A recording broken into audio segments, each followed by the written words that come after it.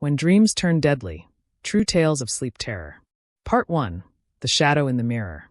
They say dreams are the mind's way of processing reality. But what if your dreams start dictating your reality? What if the boundary between sleep and wakefulness blurs, and the nightmares you experience at night begin to seep into your daily life? This is the chilling tale of a man whose dreams didn't just haunt him, they hunted him. Daniel Harper was an ordinary man in his early 30s, living alone in a modest apartment in the heart of the city. He worked as a graphic designer, spending most of his days in front of a computer, creating visuals for clients he would never meet. His life was routine, predictable, and by all accounts uneventful. That was until the dreams began. It started subtly. Daniel would wake up in the middle of the night, drenched in sweat, his heart pounding. He couldn't recall the content of the dreams, only the overwhelming sense of dread they left behind. As days turned into weeks, the dreams became more vivid, more detailed, and infinitely more terrifying. In these dreams, Daniel found himself in a vast, empty house. The walls were lined with mirrors, each reflecting not his image, but a shadowy figure standing just behind him. No matter how fast he turned, the figure was always just out of reach, always lurking in the periphery. Daniel's waking life began to unravel. He became irritable, paranoid, and withdrawn. He avoided mirrors, covering them with sheets or turning them to face the wall. He stopped going to work, citing illness, and rarely left his apartment. One evening, desperate for answers, Daniel visited a sleep clinic. The doctors conducted tests, monitored his sleep patterns, and concluded that he was suffering from severe sleep paralysis, a condition where a person, either falling asleep or waking up, temporarily experiences an inability to move, speak, or react. But Daniel knew it was more than that. He began documenting his dreams, sketching the shadowy figure that haunted him. The drawings were crude at first, but over time, they became more detailed, more lifelike. The figure had no discernible features, just a dark silhouette with glowing red eyes. One night, Daniel awoke to find himself unable to move. His eyes darted around the room, and that's when he saw it, the shadowy figure from his dreams, standing at the foot of his bed. It didn't move, didn't speak, just stood there watching him. When he finally regained control of his body, the figure vanished. But the encounter left him shaken. Determined to rid himself of this nightmare, Daniel sought help from a local spiritualist.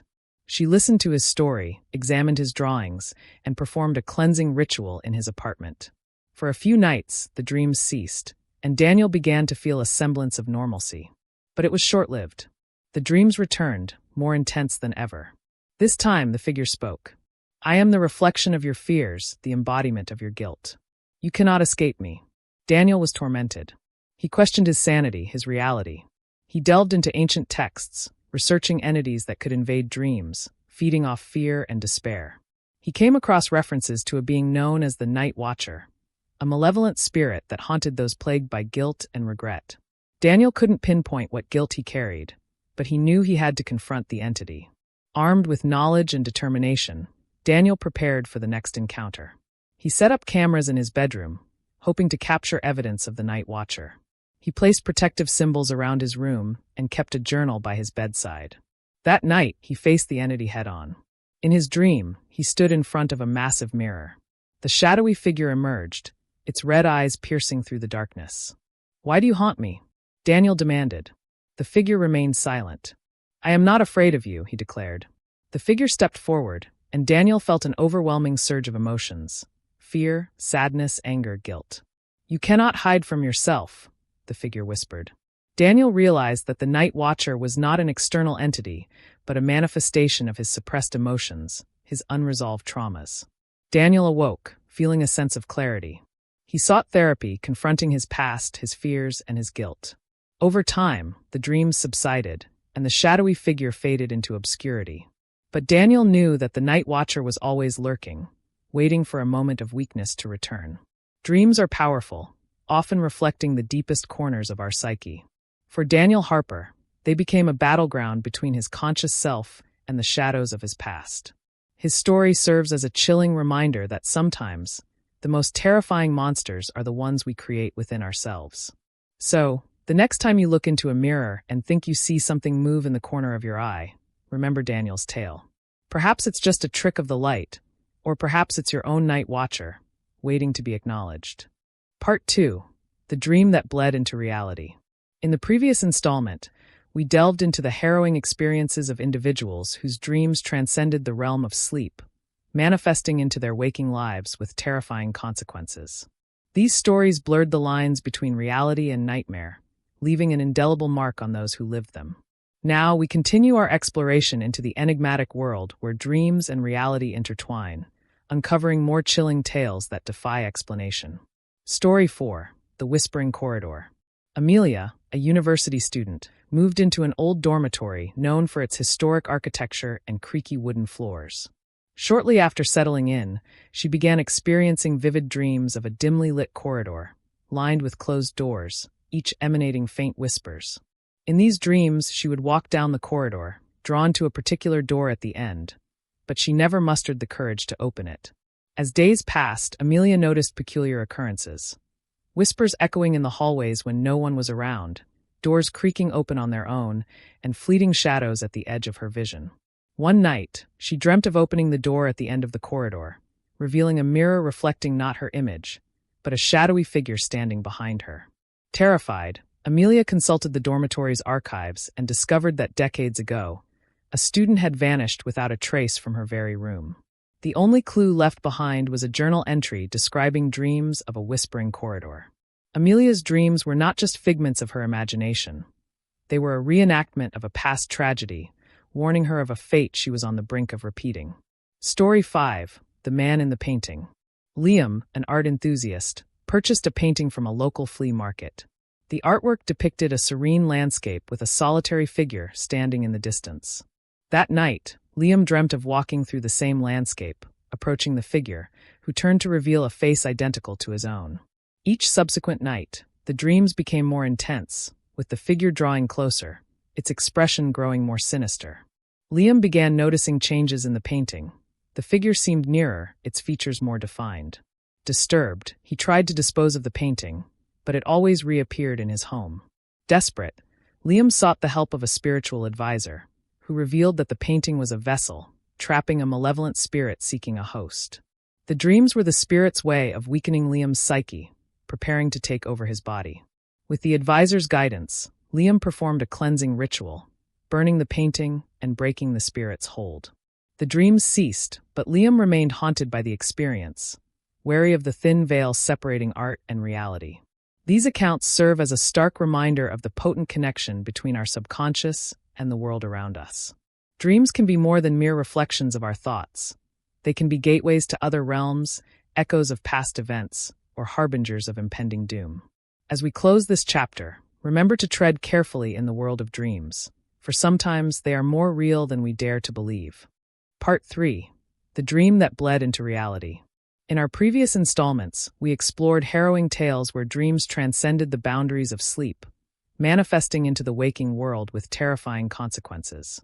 These stories blurred the lines between reality and nightmare, leaving indelible marks on those who experienced them. Now, we delve deeper into this enigmatic realm, uncovering more chilling accounts where the subconscious refuses to remain confined. Story 6. The Mirror's Reflection.